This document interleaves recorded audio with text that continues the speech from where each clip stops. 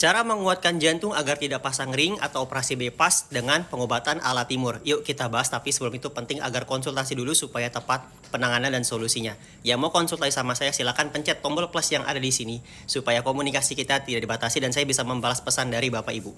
Yang mau saya beri akses untuk program pendampingan jantung silahkan komen di kolom komentar saya mau.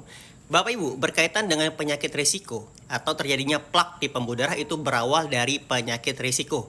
Yang pertama diabetes, yang kedua tensi darah, yang ketiga kolesterol, dan yang keempat asam urat. Ini dulu harus dibenahi. Nah, ketika saya belajar ternyata ya obat itu sifatnya hanya menurunkan indikasi atau menurunkan gejala. Tepatnya sebagai penahan rasa sakit dan pereda nyeri.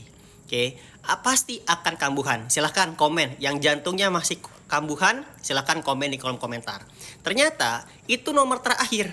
Kalau Bapak Ibu saat ini sementara penanganan pertama dengan konsumsi obat itu nggak jadi masalah.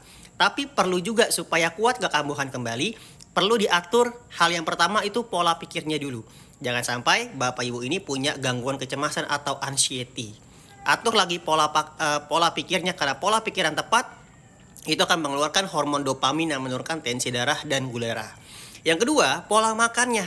Pola makan yang tepat, pola makan yang mencukupi kebutuhan nutrisi harian. Kalau kita berbicara pola makan, ya itu memang ya hanya sebatas tahu dan tidak, hanya sebatas boleh dan tidak boleh. Tapi itu aja nggak cukup, tapi harus pahami juga timingnya, kapan boleh makan, kapan nggak boleh. Lalu tercukupi nggak nutrisinya? Nutrisi itu gizi dari makanan yang kita konsumsi. Contoh, Bapak Ibu konsumsi daging kambing atau daging sapi itu mengandung zat besi, proteinnya pun juga tinggi. Tapi kita tahu sekarang daging pun ada yang disuntik.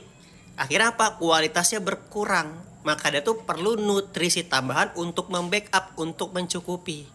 Ya, yang terakhir pahami juga kalau ada masalah dari lambung atau pencernaan itu harus ditangani.